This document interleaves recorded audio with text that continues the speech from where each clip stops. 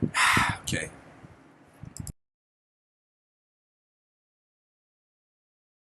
Hello, everyone. Welcome to today's episode. I'm speaking outside, so it's going to be windy and there's going to be noises, but hang in there. The title is A New Dawn in the Age of Awareness.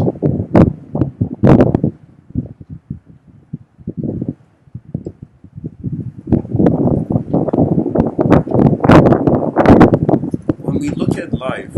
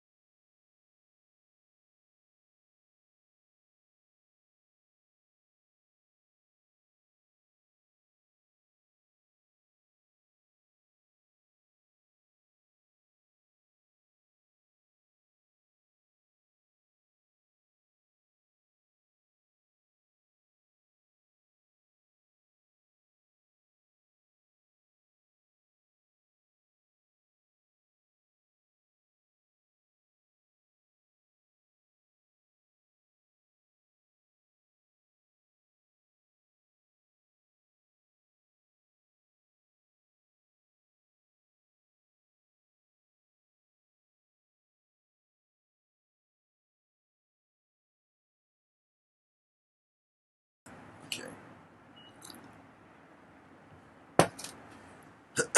excuse me. Sorry, guys. Let's get back to it. I don't know. We're human beings. Our eyes are open. We experience time. We experience motion through space. Whatever we experience in the space and time in front of our eyes also echoes internally. And this process has kind of made it as if, like, how you process life in front of your eyes is very different than how the subjective realm appears, or how your inner realms appears, or some people call it the mind's eye. Now, in the age of awareness, really, I mean, every age is an age of awareness. But a new dawn in the age of awareness is a suggestion that I'm looking at human beings nowadays, and I'm seeing that we're opening more and more to the multidimension. Even this whole thing about Western civilization, about political correctness, the sensitivity towards speech, all of this is just showing the various options man has, you know. It's like the trials and tribulations of life kind of open your eyes after a while, and you see more than the picture that is there. Right now, I'm kind of standing in my yard, and I'm not standing in the yard, I'm sitting on the porch, but when I look at it, I see that it's like when you're close to something, it is different in size. And it's kind of like right now, I thought, if a person was like the size of an ant, how much bigger would the world be?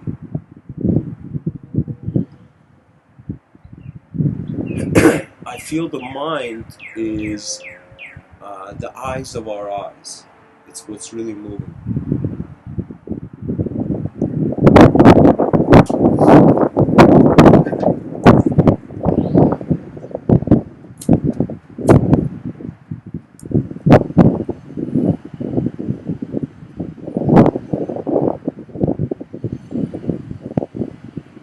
You know, when you look at nature, you see so many different kinds of intelligence silently just growing alongside each other. When I look at the human being, that silent dimension is definitely out of the picture. You know, we're the noisiest species. I mean, seriously, like, what other species do you know that sings opera? You know, can you imagine? Can you imagine, you know, the lion before eating the gazelle singing opera? We are conscious of the environment. I feel through the mind more than our eyes. When I look at my mind, when I look at how my moment is being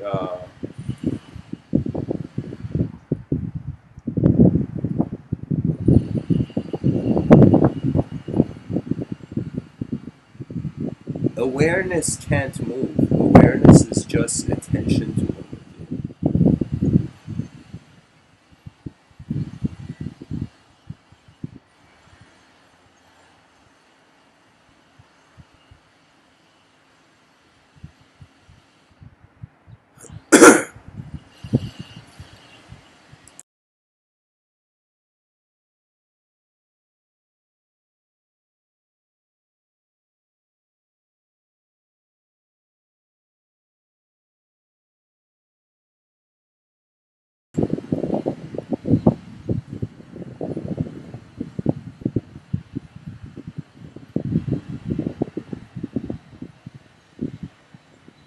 You know what it is, guys? It's just opportunity and it's mortality. These are the two factors for human life. If you just want to live a human life, you just have to pay attention to mortality and morality in these two dimensions. Can assist you in living a perfect life. But if you want to be a human being that tries to wonder about something never wondered before, that means we're not a, there was this show where it was like the person was a warrior from a species of warriors. That means it was a warrior species.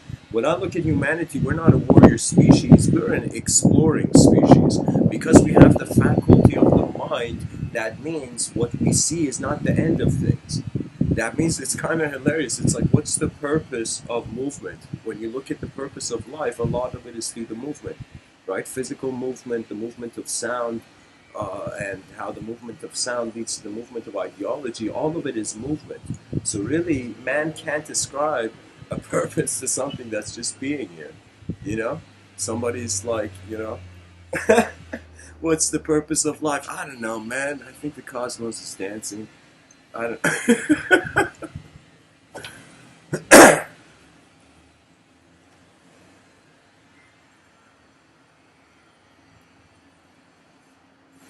Guys, this is it's very windy where I am, so most likely people are hearing the wind. When I look at the chat section, Being Human says it could be said that the real spiritual journey is from the head to the heart. Really? I'm joking, yeah. However, the heart does not know any distance or journeys. It is only the head that imagines such things as journeys. Trips, tricks, and traps. I am so happy when one sees that one's true self has always been perfectly happy, peaceful, and complete. It is the greatest mystery in the world, but I wonder for whom.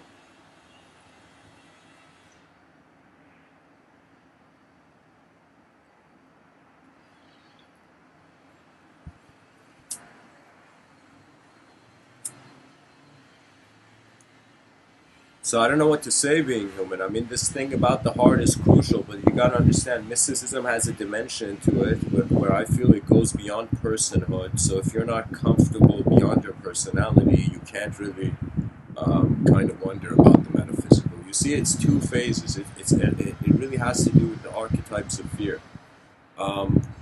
In my life, there has been moments where I move first. Like right now in this talk, I am moving first. Okay?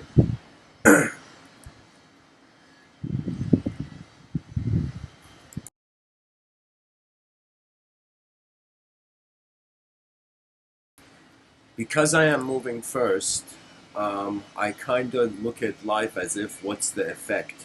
When I am, this is a cool distinction, guys.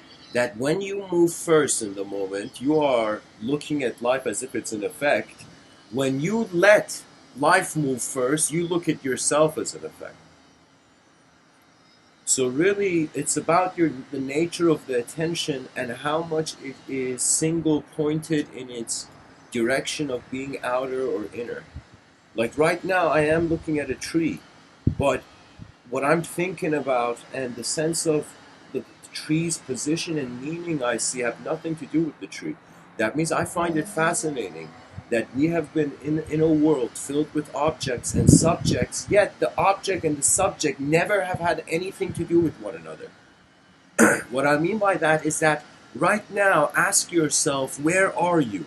Yes, physically you're here, but the meaning you see in this physical body is not a tangible thing. It's not an object. You see? And for me, a subject is just a node of attention, really. That means some people think they have thoughts. What uh, I, I don't think that is the way. You can never own thought. You can never own nature. Even Alexander the Great, his arms were kind of open when he was on this boat. Like when he died, they put him on a boat and they would burn the boat, but his arms were open, and people were like, "Why?" And they were like, "Alexander the Great and his will or something." He told people to keep so his arms would be open to kind of like suggest that even a conqueror of that magnitude will leave this world empty-handed. That means when you really see you leave this world empty-handed, I mean, of course, you want to get a high-quality experience, but here's the thing. The sacrifice of the collective evolution for an individual high-quality life is never the way. That means if I was on an island, yeah, I would totally be selfish. If there was no other human beings and if it was just me, I would just try to rebuild a civilization just with my own selfishness, you know. But when you look at the world, that there's other minds, there's other views, what really becomes fascinating is that, especially with the scholarly intent, you find yourself in a world where people are looking at the same thing and everybody's trying to interpret it. That's the beautiful thing about life, that if you concentrate on it, you recognize at some point everybody has reached a threshold of knowing.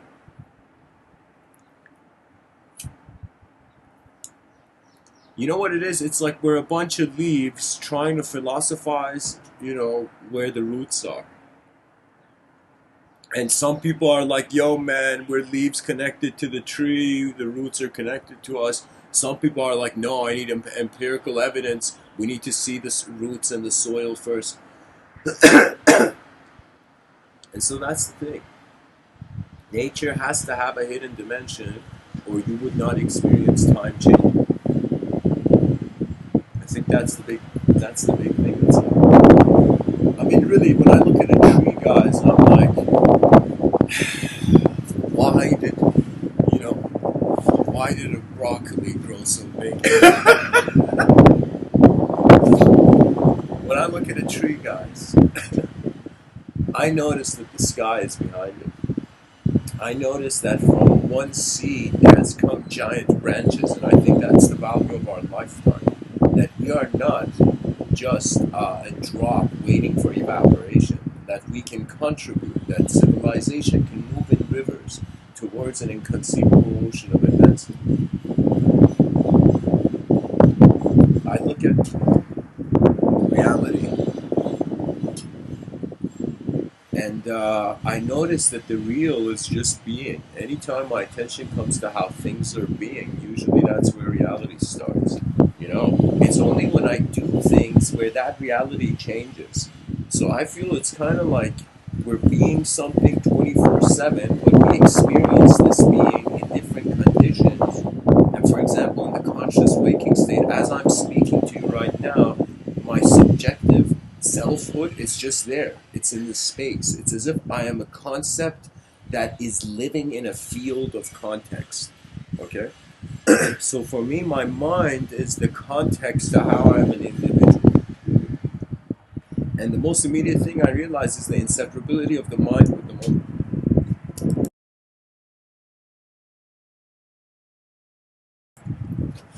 I think the most inspirational thing in this life is that you realize, honestly, like if you just visualize in 1,000 years, they'll know so much more about what's going on now, that right now the best thing we can do is just attempt without shame.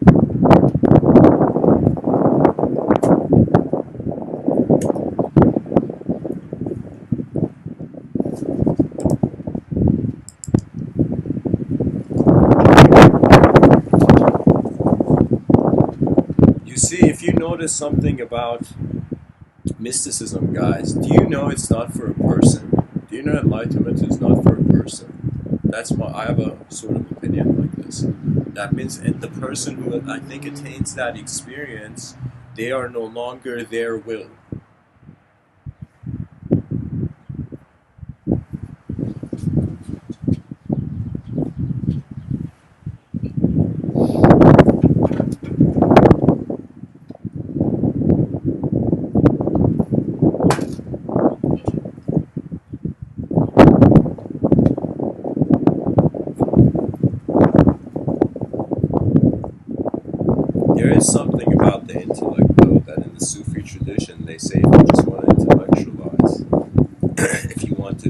linearly comprehend the mechanics of this truth, it's like whipping a dead donkey.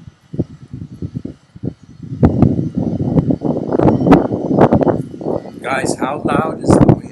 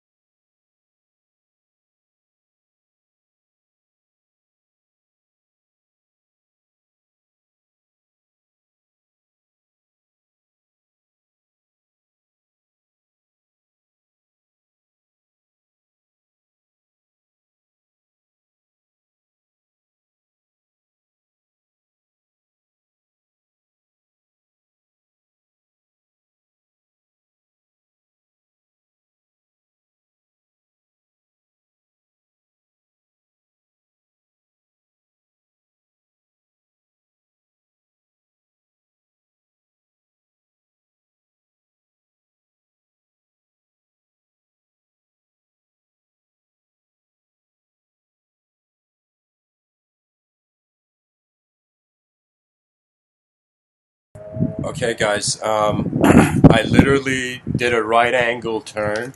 Let me know if the wind is better. If it's not, I'm still gonna give the talk. I mean, I don't know what to do at that point. So hopefully now people can.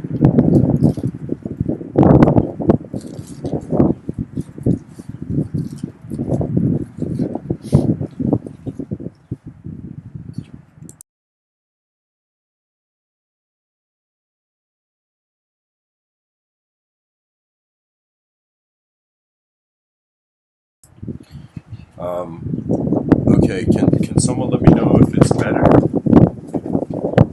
Is it better now? Okay. Right now, my jacket is trying to like cover it, so I think it should.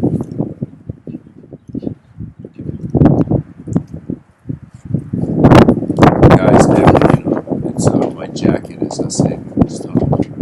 Let's have a round of applause for my jacket.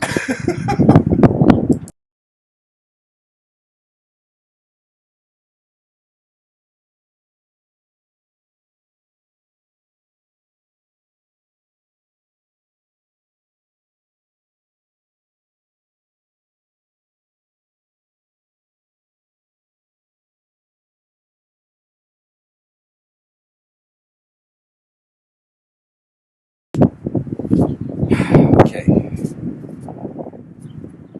let's give this one more try.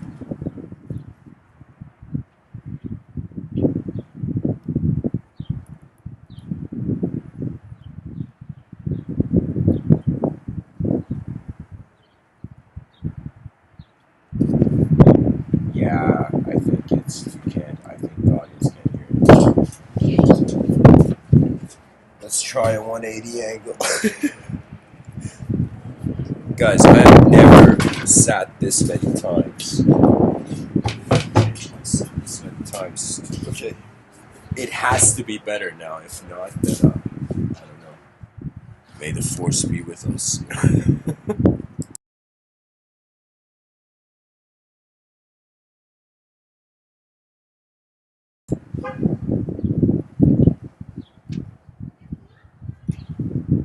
Human beings are self-aware creatures.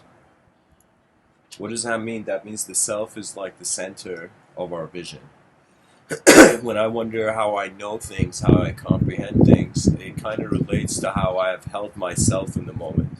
It has to do with the emotions, but after a while, when you're no longer a thought, emotions don't arise like that.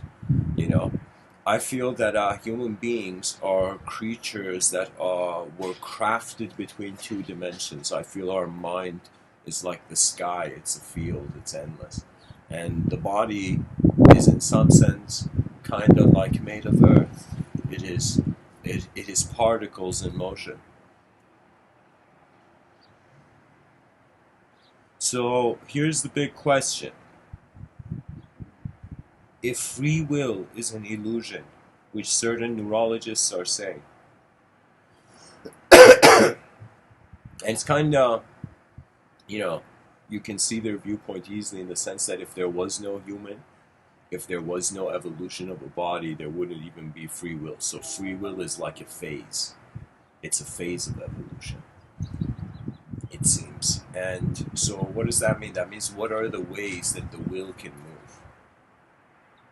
And so or let me say it like this, if free will is an illusion, what is moving?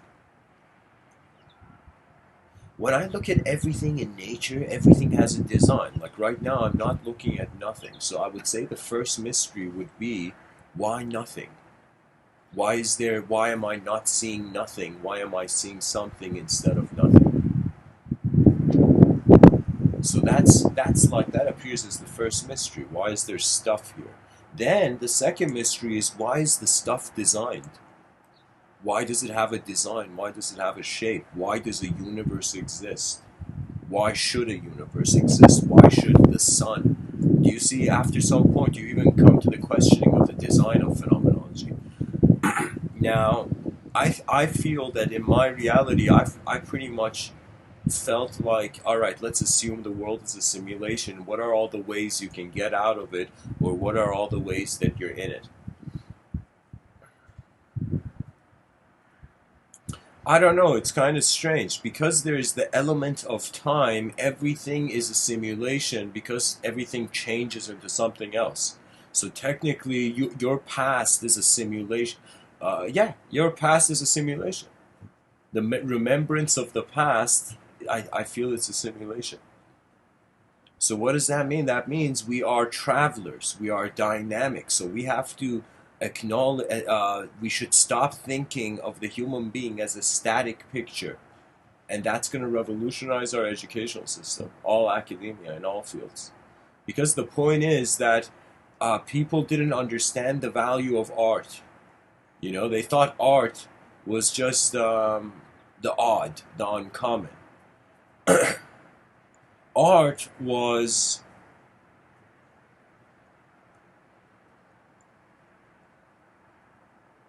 how the soul moved the mind like a brush. And the soul is not a concept, it's a field. I have, like, I don't know, I feel 75% I feel that's the case, that we are actually a field of being. We're not people, we're a field. That means when you look at energy, it's kind of weird, right? They say energy can't be created or destroyed, but it can transform. But that's the question. How can something transform without having a creative component or a destructive component? How can something change to something else? Do you see this? This is like one of the most basic things, right? Because when you look at, again, I was making this point in other talks. When you look at religion, if you're a child raised in some religious environment, you're going to see that the first idea you get of this inconceivable presence of something is God. Okay? Now, let's say if you were not raised, if you were raised in, let's say, a secular environment, the first idea of something inconceivable you get is energy. Energy can't be created or destroyed. So what does that mean? That means, and we are conscious here, that means if energy can't be created and destroyed, but we're conscious of energy somehow, how can the consciousness of energy be created or destroyed? Do you see? The definitions collapse. The definitions collapse, and everything you see that's complex, it has simpler dimensions where the meaning of that complexity is void. So that means sometimes when I look at a situation, I first scan it in a complex way. I'm like, all right, what are the complex factors? What are the factors in the moment that are moving? What's happening? You know? But then, after you look at the complexity, like for example, I'm looking at this tree and I notice the complexity, I see the different leaves, I see the efforts of time, I see how this tree was, it took it literally, it was also watered by time. Do you see? Creation happens at different intensities. Destruction happens at different intensities. And it's kind of like this thing that when you do something for a little bit, it could have a creative inspiration, but if you keep doing it, it could have a destructive phase. But I feel it's never just creative destructive. It's the way the pilot moves the airplane. The way, imagine you're a pilot and you're flying this airplane, and so the way you move it will suggest the turbulence for the passenger. So what I feel is that the way my attention moves throughout the day suggests the texture and the turbulence and what's echoing all over my psychology.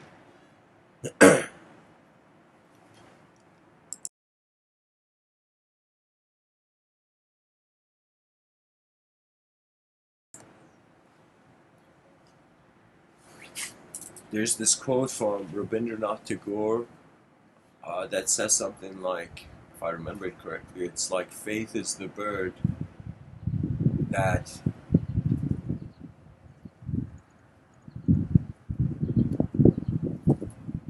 what was it? Faith is the bird that feels dusk. Uh, I don't know what it was, but the imagery was like at the darkest hour, the sun rises. So if you were like a bird flying at the darkest hour at night, you'd be like, yo, there's no point. What is this? Then suddenly the sun comes. That means in this life, if you have endurance, you will experience different phases of whatever action you're doing. And over time, you attain what I would like to say, let's call it seasonal mastery. That means you have to go through the seasons of the craft.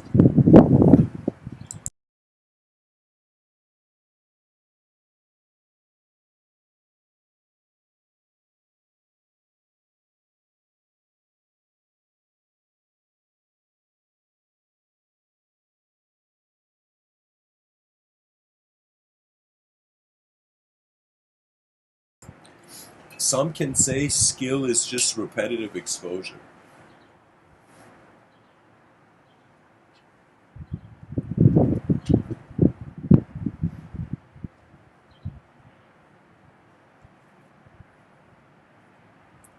Guys, I think I should write in the title this episode features the wind.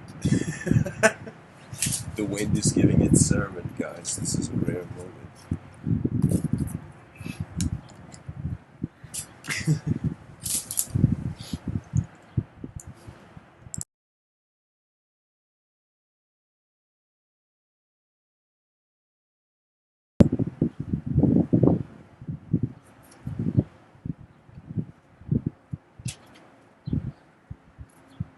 In the most chaotic moments of life, sometimes that's when you get a clarity of what the order is.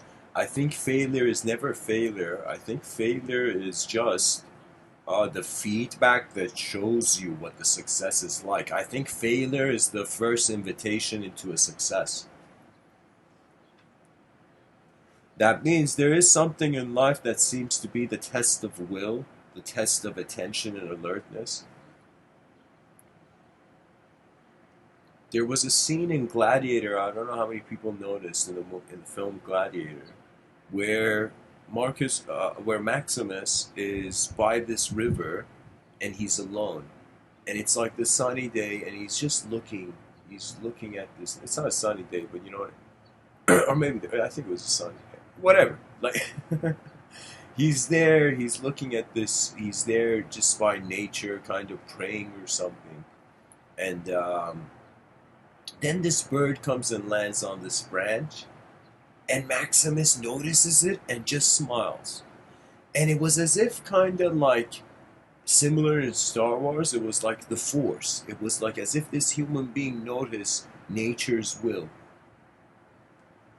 And those who don't resist nature's will, nature is your ally.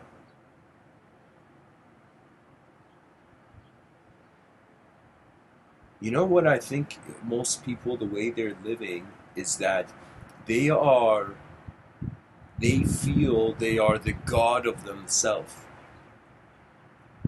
So this is why the self dominates the attention and the person doesn't see a civilization was out there.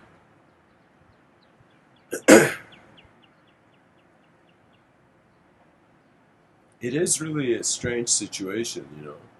Rock in the middle of nowhere, 8 billion creatures on it. sunbeams give us access to sight, which is visual reality. I mean, what are the odds? What are the odds that there's a giant there's this giant gas in the sky that its rays illuminate our world? That means right now I'm looking at this and all of this is light technically.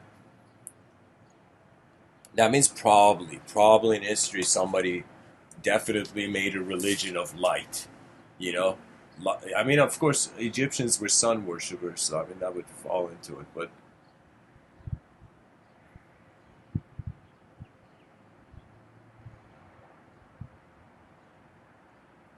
it's like, I don't know how many people get the feeling that there is this freedom to endlessly move in different directions. Sometimes when I sit still, the mind has its own freedom, you know?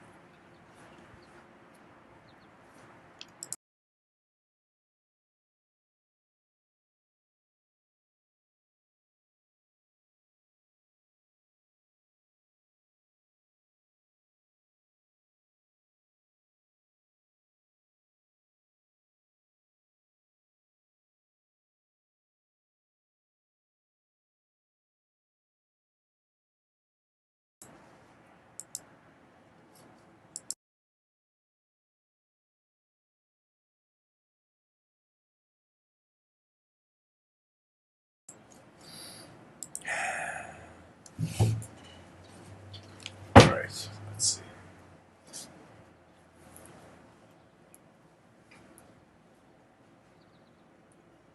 I mean, here's the typical pattern. Most people are trying to be people. And we have to wonder about when civilization reaches a point where it has to consider what the will is beyond the human framework. And that can be scary. You know, it can be scary in two ways: that in the future we access our collective beinghood through technology, we connect all our heads to some sort of cyberspace mind. Or, in some sense, we remember nature and then we become the creatures that walk through selves. You know, it was something very strange. In Shintoism, which is a Japanese, you can say, philosophy and a way of life, in Shintoism, they saw all physical phenomena as vessels for souls. That means it didn't matter if it was your physical body, it didn't matter if it was this computer, it was like an endless highway of souls was going through everything. You know, they had this kind of mentality. And so I thought about it, and it's like endless human beings going through internal objects. So do you see? I think the thing is that we're going to notice human design is a strange pattern, and then this pattern is echoing everything. It's like asking ourselves, how can we see something without influencing it?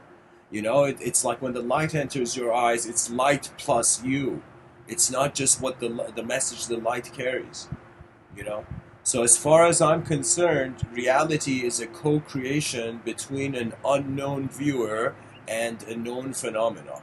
And right now, the world I'm perceiving, it's known phenomenology, right? But the only thing that connects the inner realms and outer realms, for now, I would say there's two things which inevitably are the same. It is your breath and it is your attention. Your breath connects the two realms. Your breath connects your mind and body. What does that mean? That means if you notice, if you are a person of still mind, if you notice, like every time you inhale, exhale, it's not that human beings are forgetful creatures. It's that our minds are waving into existence. Literally every thought, every word I'm telling you, it feels to me it's like it was written in the void, and then it was in some sense wiped by the waves of time. So it's as if whatever dreams you have, whatever ambitions the person has, there is a meaningless angle to it that it will at some point end. But the value of humanity is not that we saw, ourself first. We saw the world first, and then the self wondered about its purpose, you know. Because really, certain creatures you can't expect much. That means the more a human being acts like an animal, the less the advanced civilization is going to acknowledge them. You see, here's the thing. Honor has a powerful dimension, and it has a corrective. It's as if it's a corrective device of unfathomable proportions. That means literally all the people who in this world they've had criminal psychology. The reason they've had it is because at some phase in their life, most likely in their childhood, they were dishonored. Their soul was dishonored. And when I say the soul was dishonored, I mean the unfathomable constitution of the psyche of the human mind that in some sense with hyper speed attention pilots through various ideology throughout the day. You're never one person, you are the person in view. It's like the Japanese say, it's a man is the room he enters, and right now I am the room of this state of mind. Do you see?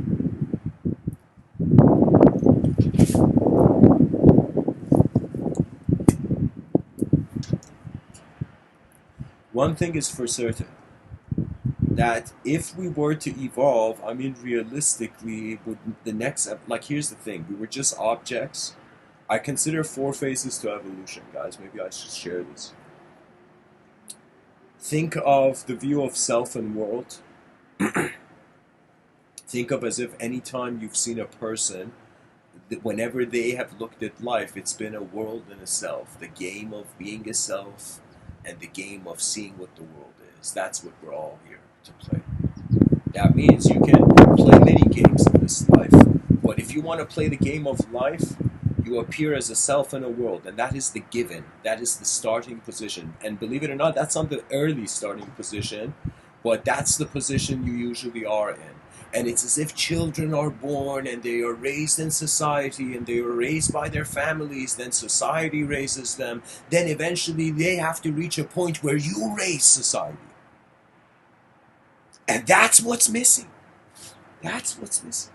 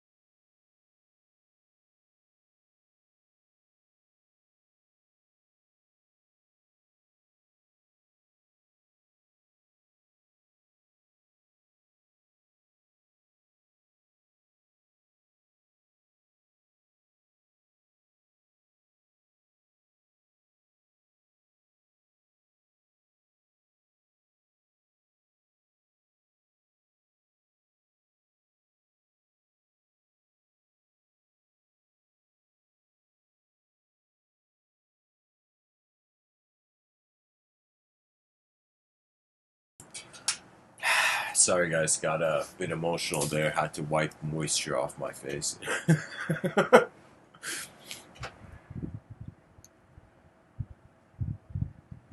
Guys, I think that's the best place to cut onions would probably be in the sun. So your tears evaporate. I don't know what it is. It's like there's a dimension of responsibility for the civilization that's missing from people's lives, and we're 8 billion creatures on a rock, and we literally have nothing else to do other than build an advanced civilization. And to build an advanced civilization, it really means that you have to finish living your individual life, and once you're comfortable with being your individual life, like there should be the individual shouldn't be your problem. You shouldn't have problems about yourself anymore after some point in life. You should look at the problems of the world. So if you consider this dynamic of self and world, this positioning, this self and world complex, this view that our attention finds itself in, okay? So I want to share with you 4 phases of evolution. One phase is the world is unconscious. There's no self. There's no people. There's no free will. There's no individuals. It's just unconscious movement of phenomenology in space. Now take this in. This is a state where you can say it's unconscious world and also unconscious self. Even if there is a self planted like a seed in existential intelligence, it's still unconscious. So there's no self. Technically, we don't even know there's a world. Now, check this out. The next phase of evolution was that the world became conscious and the self was unconscious. That means, in some sense, we developed limbs and a design of a creature, and we were probably crawling on the surface of this earth, having no idea we're actually a creature. So that is, in some sense, when we became conscious as the world. Do you know? Or sorry, let me say it in a different way. Because I entertain multiple dimensions on this, let me re-say the whole thing. First phase of evolution, literally it's zero. We can't even name it. It's before the before to our conscious minds. And so what it is unconscious world, unconscious self. Now let's say it's an unconscious world, and there's the objective evolution, and we become conscious of a self. Okay? Gosh, how did I explain this? I can see both ways working. Let me see. I'm just saying, from a state of unconsciousness, suddenly a creature popped out. This creature wasn't conscious of itself. Okay? So we were, in some sense, like the unconscious movement of nature. Then a body emerged, some creature design emerged. So first there was just, it's like we're not just built based on cells, we're built based on the motivation of the cell itself. So you can say all the ways the cells in your body is moving is also constituting you, right? So we were first perhaps an ocean, and then the consciousness emerged as a wave in this ocean. I think literally we became a creature that could receive signals. And when we received signals, I think our sophistication with language was a giant signal. Now, this giant signal, you can relate it to extraterrestrials, or you can say just like the sun throws solar flares, just like the sun throws solar flares, it's like invisible waves hitting the earth that could be intelligent, you know. I have a theory that it's like there's so many different life forms in the earth in a sedimentary level.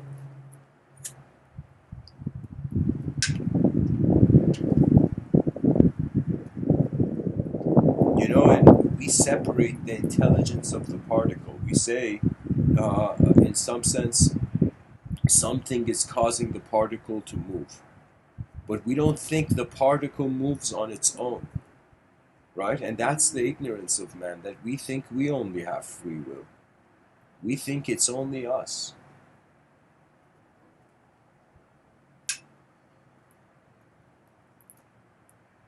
The sky has no edge. How poetic. And literally, the alphabet could also have no edge. After the letter Z, we could have endlessly created new letters, just calling up new sounds. So all languages technically have the potential to endlessly. You just have to create a new alphabet, and then you create new words. Every system can update, really. And even if you don't engage with it, it does update. Things just go forward. There's this story of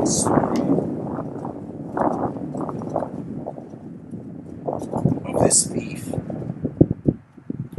And this thief goes to the Zen master and says to the Zen master, yo, listen, man. I mean, guys, it's a Zen story. They don't talk like that.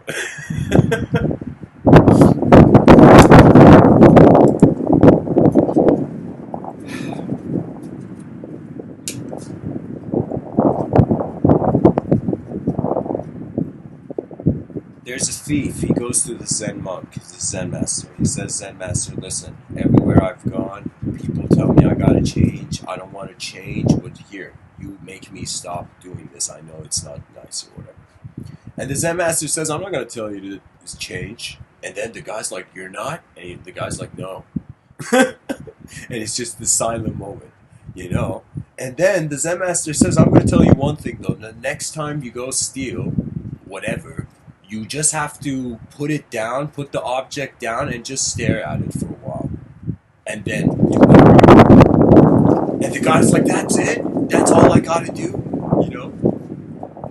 And no absolution, no anything, you know? And the Zen master's like, no, just look at the thing before you do the same thing. Just look at what you're doing before you keep doing it. You know? And the guy goes, and the guy, I don't know, let's say he was the past life of Robin Hood. And he was like, you know, he finds himself in some emperor's palace, and he goes there and he sees the emperor's jewel, and he's about to take it, and he's about to leave from the window, and then he suddenly sees the jewel.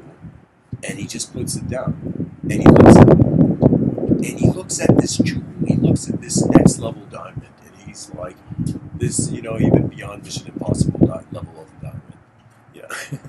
And so he suddenly notices something very shocking, and he doesn't take the diamond, and he just leaves. He just leaves that room of thought. And so he goes, and the next day he sees the Zen master, and the guy suddenly is like, hey man, I want to be a disciple of this monastery or whatever. And the guy's like, why? What happened? The Zen master's like, yo, what happened? Tell me, let me see if that worked. And the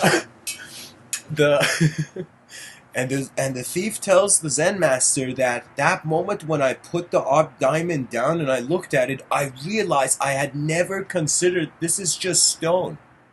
I'm just touching an object. And then he's like, why am I my whole life just touching this object, been chasing this one object? It's just an object. The guy had realized that there is more than objective phenomena. So his whole behavior to objective reality had shifted due to an inner shift of vision.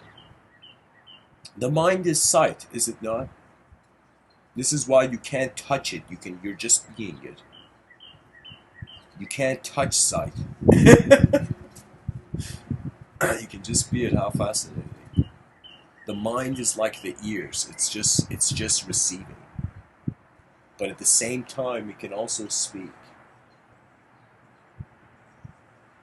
And so what really fascinates me is that I remember I was looking into the teachings of Rishi Vyasa, and Rishi Vyasa, he wrote the Bhagavad Gita. And he's this next level mystic. I would consider him as one of the early, and I would consider him as the most advanced communicator, one of the most advanced communicators in reality, to be honest. Usually when I looked at who the prophets were, whatever they were advanced in noticing the environment. So that means some sort of advanced activity was happening. And I don't know if it was privilege, I don't know if it was the will of nature. I mean, really, you look at the intelligence of nature, it's all planted from before. So when you look at human being, the more you think of yourself as a natural being, the more you're like, your destiny is in your design, you know? The more you think of yourself as an unnatural being, the more you have to shape your destiny. You know, this is why after some point when you are done playing with time, you look at space, and space literally has no movement. Space has no movement. You don't see people talking about, oh my God, how did space move?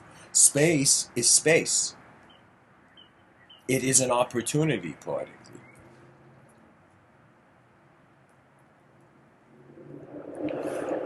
Life is very multidimensional, and we don't have the proper acknowledgement of the mind. The mind is an incredibly advanced phenomena. Your attention is multidimensional. And let me even tell you something. Regardless of how much people use language to suggest the world isn't multidimensional, let me tell you something hilarious. Language is multidimensional. Go look at the definition of a word. There's multiple definitions because the way the language is used suggests its dimensions. So technically there's one way where the dimensions of the world are fixed and we just have to go open those doors. There's another way where the way you look at life suggests the way the dimension is. I don't know if people are taking this in. You know, chat section's quiet. Either I'm saying something that's interesting or, you know, or I don't know, maybe people are lost in wonder, you know.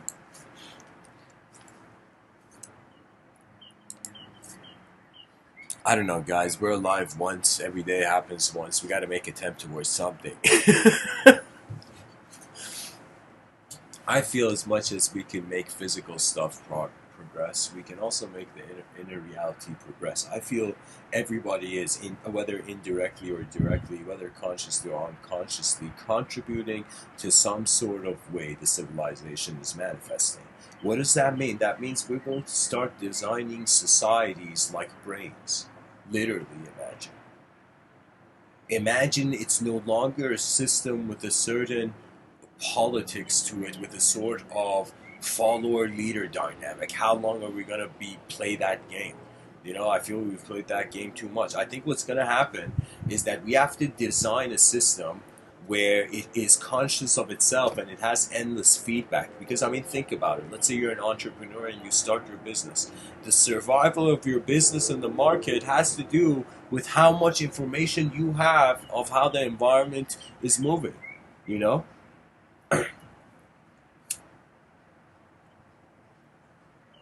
That's why I say, if you're a parent listening to my talk, the best way parents can communicate to children is asking questions, because then you see what kind of world that child is living in or what they see.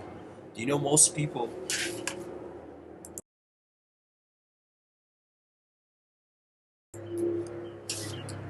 I don't know. I feel like there's too much inner silencing of the self by the self.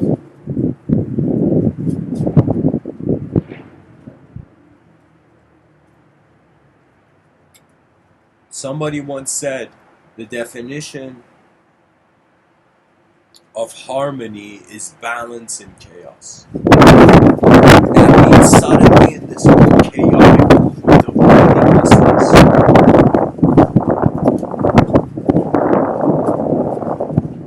there comes meaning.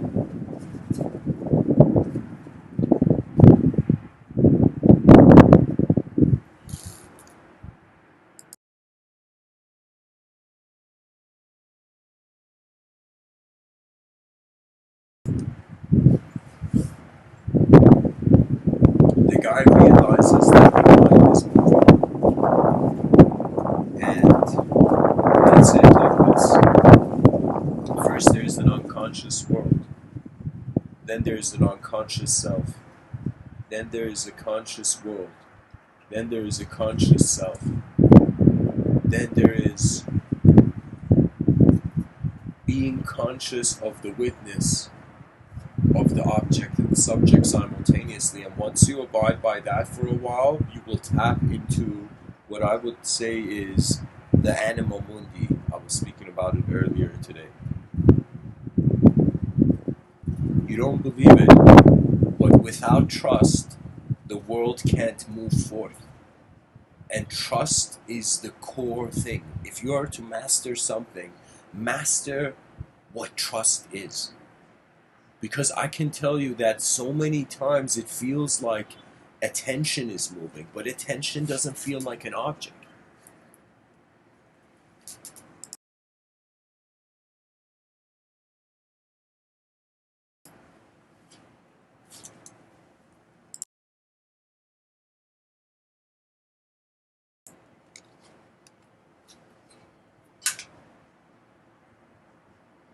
I mean, honestly, the self is not in reality.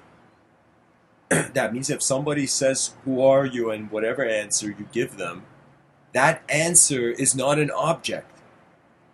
So technically, because we have reality, we can have imagination. And if there was no reality, the imagination would just be force.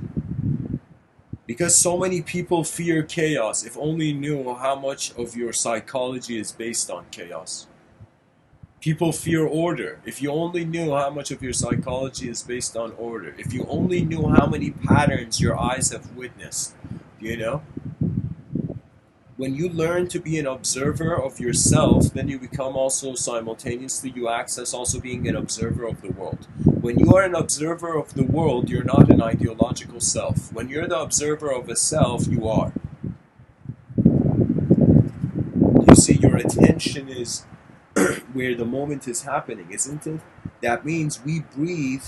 It's like, why are the lungs working? Why is the heart beating? So that attention is. It's kind of like just imagine silent earth. Then imagine unconscious, the unconscious world, and then we go to unconscious self. A creature emerges, no awareness to its environment or to itself, just the movement, just the design of limbs.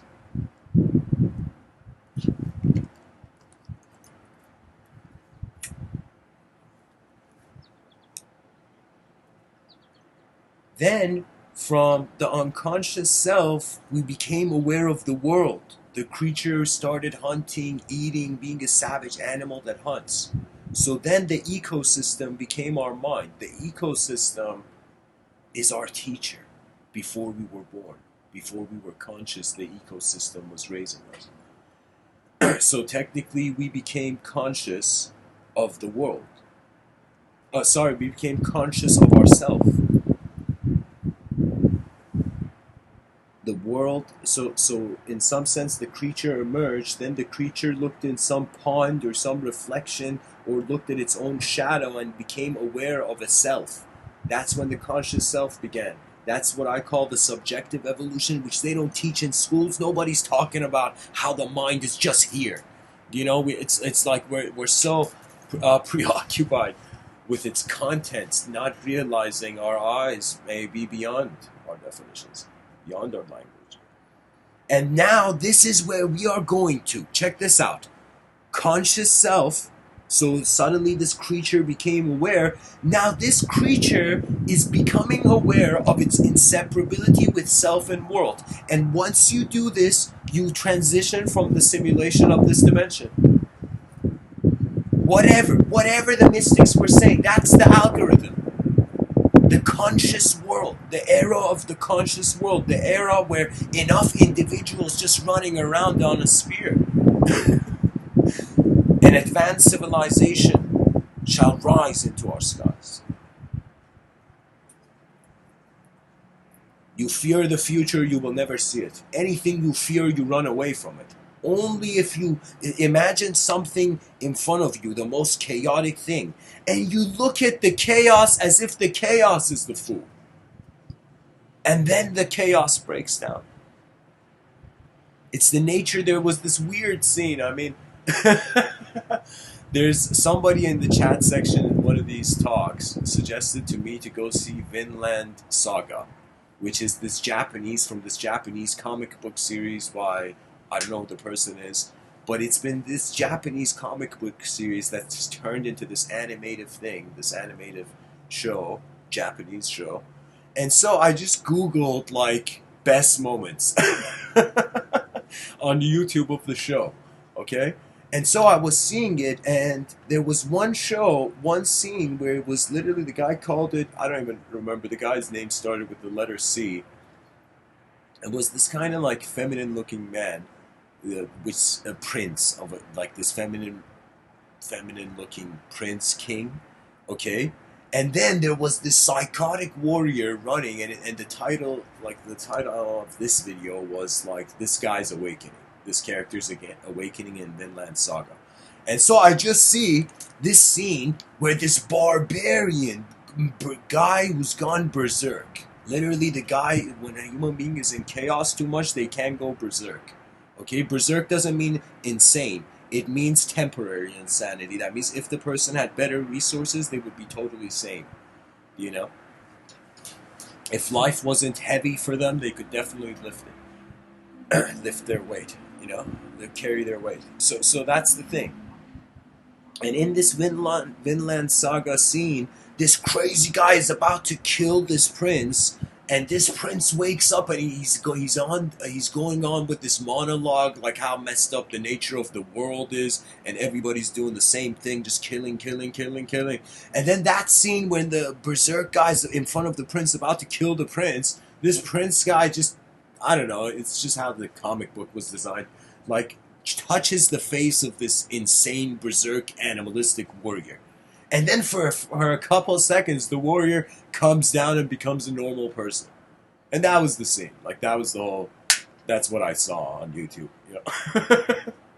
But there was something significant, that a certain level of gentleness can defuse the animal.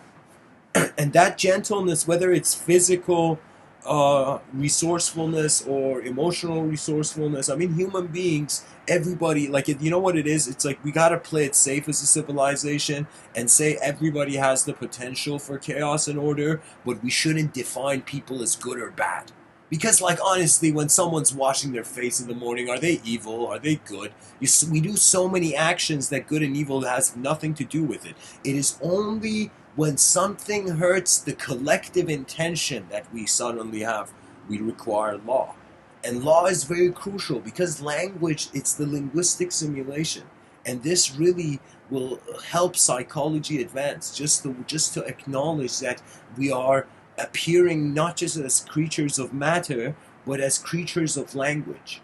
And the language is like the another layering of paint over whatever objective phenomena we see. So a new dawn in the age of awareness would literally mean human beings are confronting the darkest hour to become acquainted with the nature. I feel intelligence is not the intellect, guys. That means, if professors in universities all around the world, they were like, okay, what's beyond us in intelligence? I would tell you, it is not linear. Because the linear goes to infinity linearly. That means till the end of time, 1, 2, 3, 4, the number is endless. Mathematics has a sort of linear limitation to it. Okay, but the non-linear is, how can I say it? Infinity is a fascination of mind. So imagine you as a human being, imagine you physically, you became like a Shaolin monk level of like a martial artist, and you were healthy and you were just like at that level. Now Shaolin monks are taught Zen. Okay, so now imagine you've reached this physical, objective value. You've reached this, the objective realms are content. You succeeded objectively. Okay? And now, the next territory, the next uncharted territory that the scholarly mind has to run towards is the unknown. Is the unknown. Everything updates through its unknown dimension. Excuse me.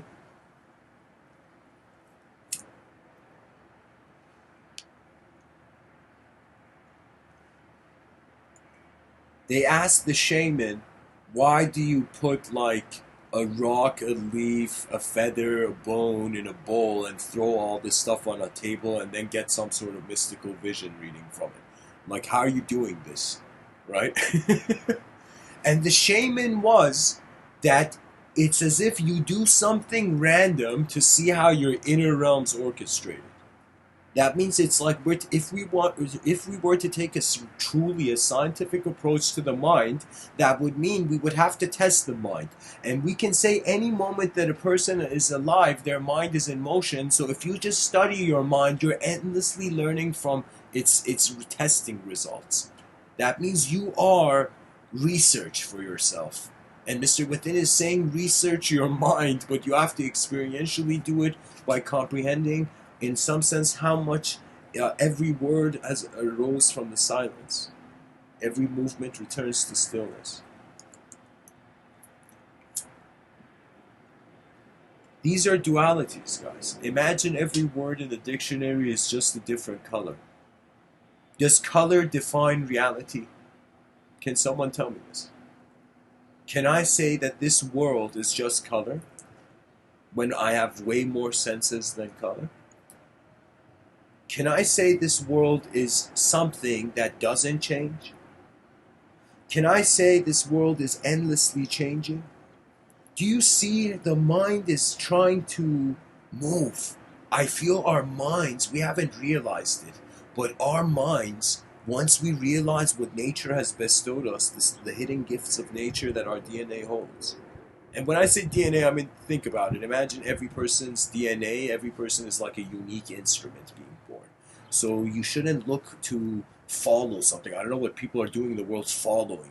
It's like it's not about following, it's about innovation and then collective the emergence of a global community that can make out for its blind spots. That means the issue with war is that both sides think they know what they're doing. And that's the tragedy. That means sometimes you have to let observance uh, take its time.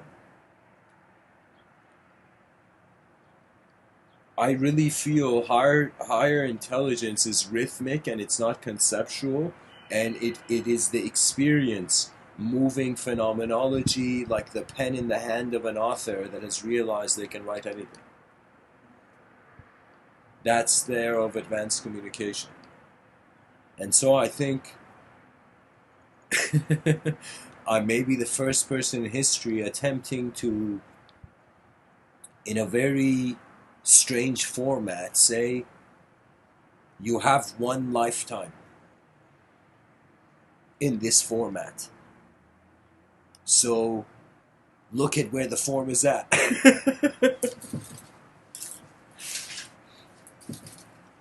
Guys,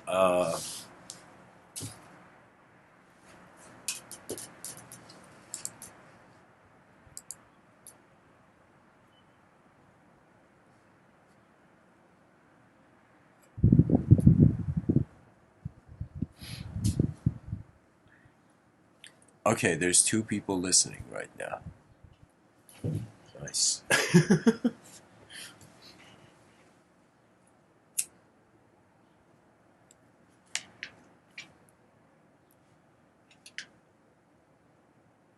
Sometimes I look at science and I ask myself how long are we going to keep breaking stuff apart and seeing smaller particles in it?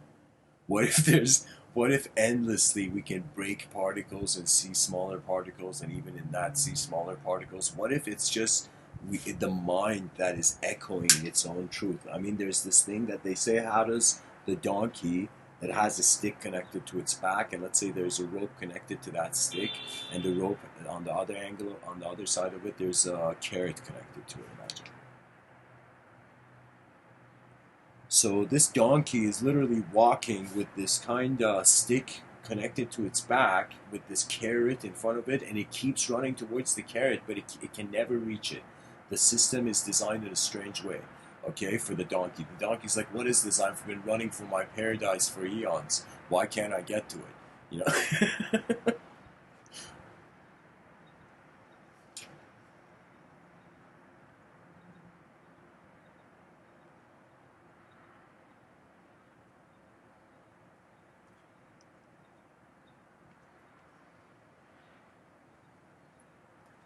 There's many civilizations in this moment alive.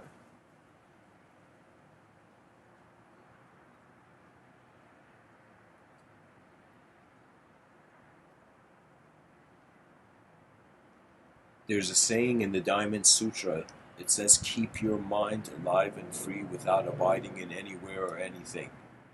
That means the truth of knowledge is the knower. The knower is dynamic.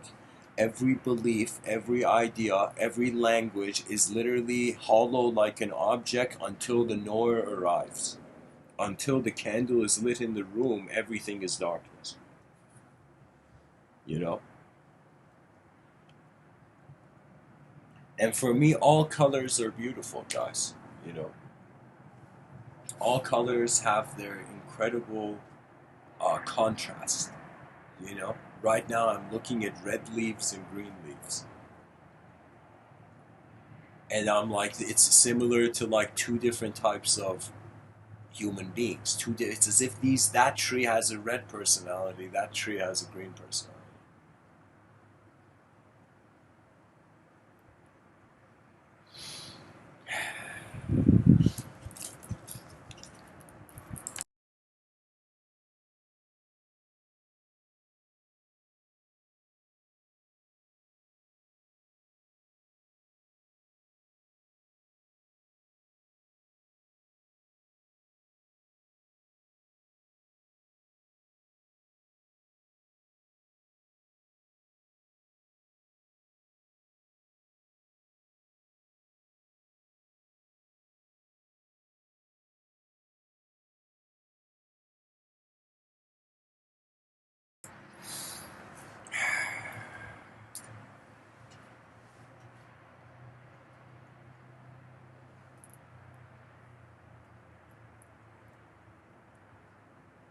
Life is a composition of viewpoints, and sometimes the person wonders what's the point of the view.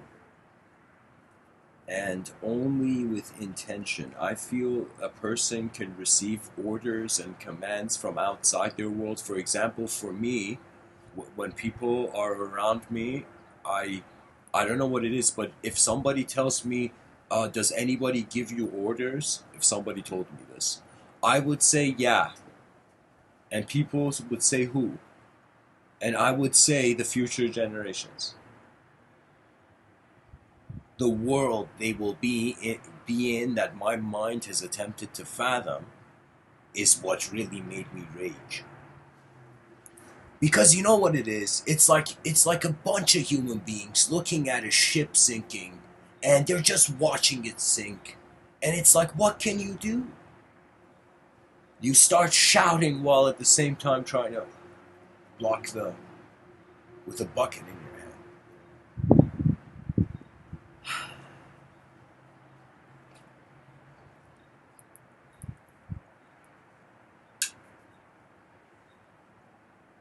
It's the commands from the inner realms. And only when you can be a complete observer as your whole moment of your life, you will not fear the content of the moment, whether it's objective or subjective. Do you know how every human being is acquainted, how comfortable we as human beings are with thoughts arising and leaving?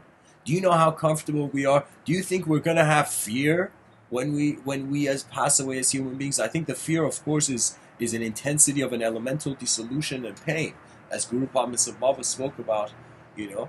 But I would say it's a dissolution. Of course, it's as if like I kind of can totally see how the air enters my body and leaves, and sometimes I think is the species breathing through birth and death, you know.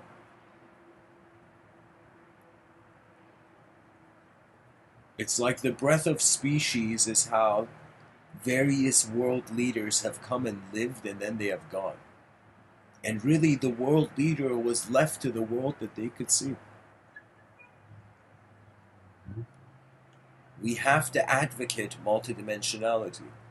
And multidimensionality automatically is tolerance. That means imagine you're a thug, okay? And imagine you've ran in the street, you've gone, let's say, for some weird reason of your own berserk, and you want to, in some sense, be violent to another human being. Now, let's say right there, you go there, you're about to be violent and like mug this person. Then you suddenly see that person is Albert Einstein, who was walking to go give a speech. And for a second, Albert Einstein's like, leave me alone, I'm going to go give a speech. So that's how you know. You would suddenly see the folly. You would see the flaw in savageness. You would see man has a wilderness, but that wilderness now needs to be piloted towards the inner sky. The strength of the warrior is not how brutally he slams his sword into the flesh of the past. Do you know? It's how the soldier never needed to raise his weapon. Mastery is never a game with the outer realm. That means if you notice, the warriors had a strange honor, the great ones, that when they would fight, when the other person's sword would fall out of their hand in a way that they didn't deserve, the person would let the person pick up the sword and they would fight again. Why? Because there was an honor to ability. And if we can, instead of having people physically fight each other, trying to out-ability each other, what kind of an advanced civilization would we build? What kind of a civilization would we build if the teacher went to the classroom and shouted to the students, "You must all surpass me or you won't pass. You should surpass me or you would not pass beyond this grade." We evoke a warrior spirit towards wanting to know what's going on while we're here.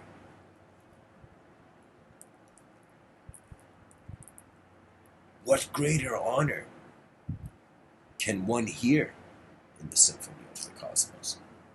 You are a design, implement your design and walk your walk. That's pretty much life.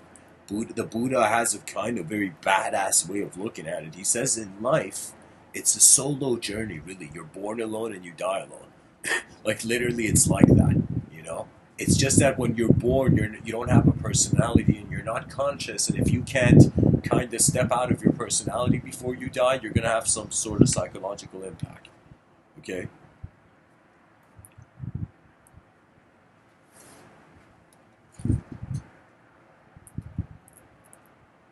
That means in Mahasamadhi, it would be as if before death came, there was no one to die. That's the Sufi way of kind of looking at life. Where you die before you die. You don't fear nature. You see how it has always been happening. How everything that you think you were or you weren't, all the things that you have in your life felt you deserve or you don't deserve, it's all just nature happening.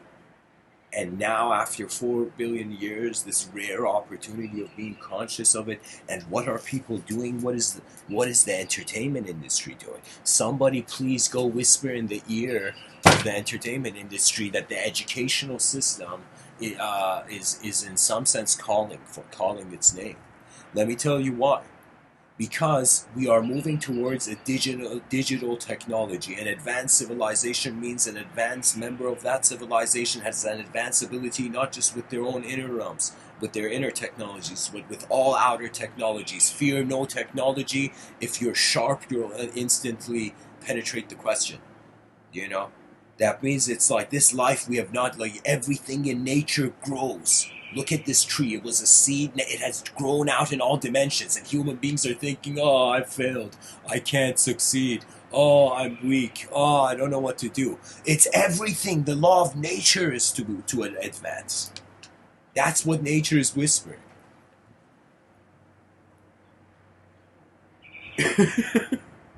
Imagine a person found an audience with the voice of the universe, the inconceivable origin of the universe, let's say the God, and the person, let's say, went into heaven, and then the person could ask, or let me say the person was on earth, and suddenly they had an audience with God, and God was like, "What is it, man?" And man was like, "God, why'd you do all this? Why is all this here?" You know? And imagine God is like, "None of your business. Carry on." And the human being is like, "God, please, tell me, why?" And it's in that moment where man realizes he is the author of his own moment's glory. Keep your attention in high regard, you know. I will tell you, it's on some level, instead of you, think of it how hilarious. All these people speaking about the introversion and extroversion, kind of introvert extrovert psychology. Let me tell you, that's a bit ridiculous, because it's like they say there's a comfort zone and there's a discomfort zone, correct? There's that kind of mentality. There's a known territory and unknown territory. And they say most people stay in their known territory, correct? But here's the thing.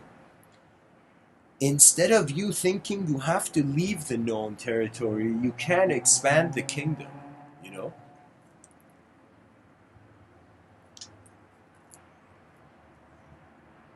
There was this show, I don't know what it was, but I don't know. It was this show. There was a turtle, there was a snail. It was like the personification of, it was like the show had given personalities to animals. And there was this marathon where this turtle and this snail and I don't know, this rabbit or whatever, they were all running to go on the marathon. And they all looked at the snail and they're like, "Snail, are you kidding me? Why are you in this race?" And the snail's like, it's just quietly goes, doesn't say anything. And all of them run and they go and they do a couple laps and they see the snail's gone like an inch, right? And then they tell the snail, in some sense,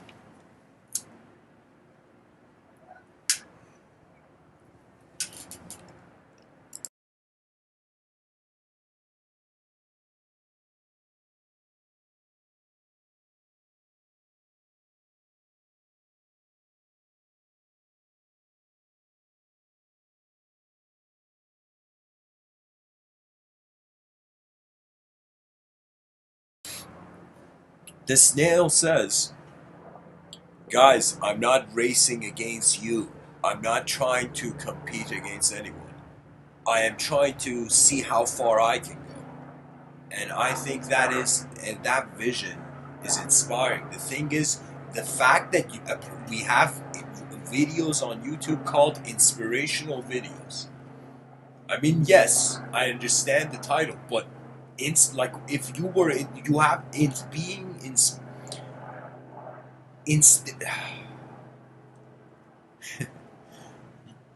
to be in all you it being inspired is the natural.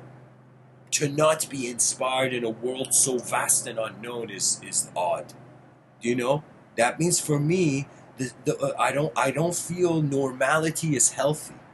I think the term normal is unhealthy because the normal of generations changes. There's no such thing. How is it normal? Everybody has a different DNA. How could we even have one way of kind of categorizing all ourselves? I think only objectively and biologically, we can. I remember seeing this comedian. This this comedian literally came on stage and he's like, "Hey guys, do you know there's a skeleton in your body right now?"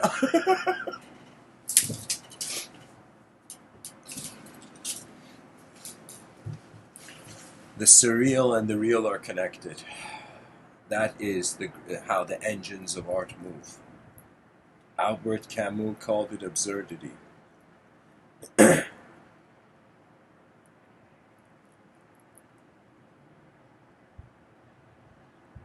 ancient Greeks called it the anima movement. I call it, in some sense, I've called it at times the logos, the winds of evolution. I've used that term. For me, it's like I just realized we've reached a point where people's mind has to first open up to polar thinking. That means in any situation you can instantly see the reverse.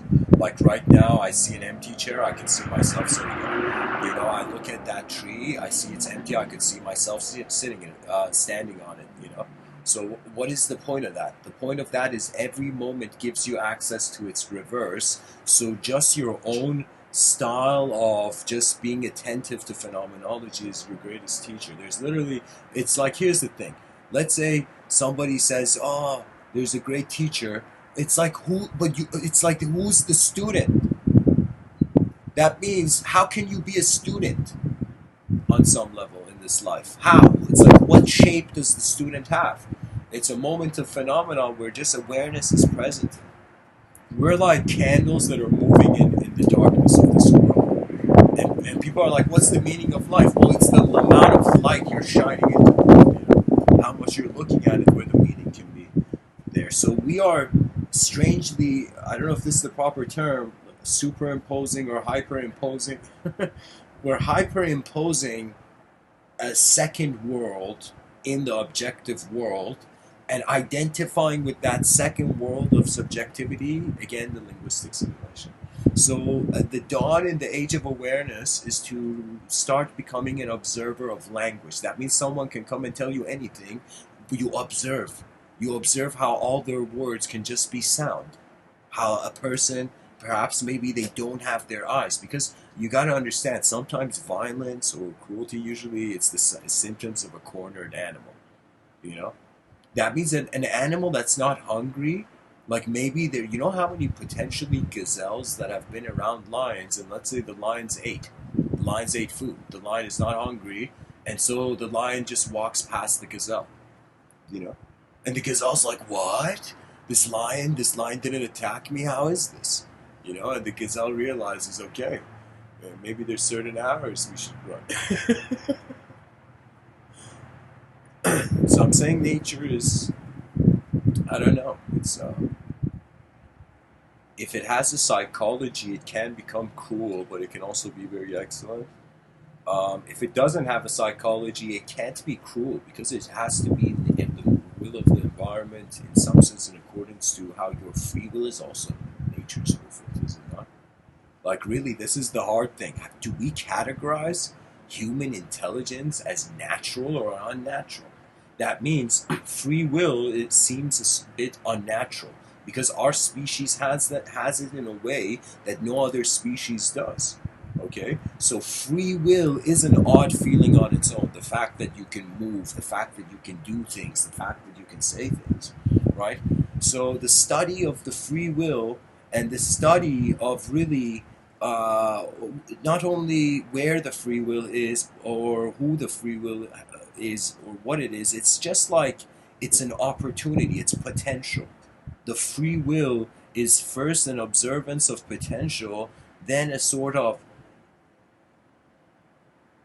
yeah, like right now, how am I speaking to you? There's in my inner realms, there's potential. I'm seeing various phenomena. Then I'm, in some sense, choosing one of them to say. That's why, guys, the way I speak, technically, I can never run out of things to say. Because I feel one microphone isn't enough. I'm joking. What I mean is that there's multidimensionality at work behind our eyes. So I feel behind our eyes we're being the experience of a multidimensional world. But I feel in front of our eyes we're being the experience of a singular self.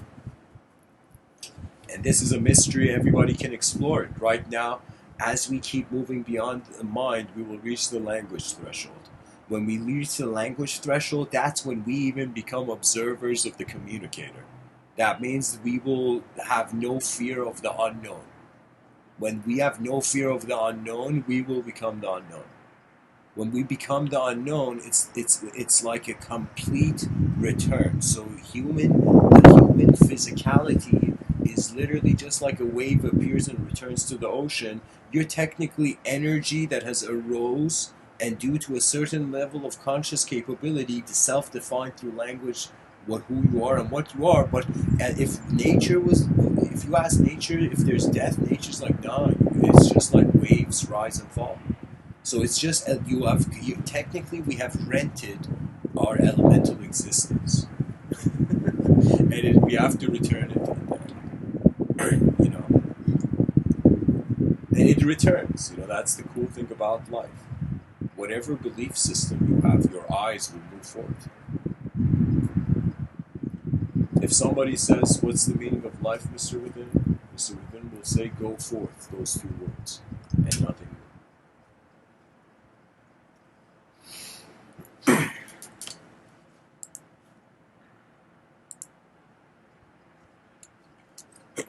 So yeah, guys, this multidimensionality of attention, we have to prepare probably I give it a long time. I think our individual existence as a concept, maybe in, I don't know, maybe 6,000 years we'll get bored of being objects, being human beings. I don't know when that will happen, but on a massive scale. But I know that whatever it is, there will be some residue of intelligent activity echoing in the universe from the human being. So even if we go extinct, our influence has already echoed.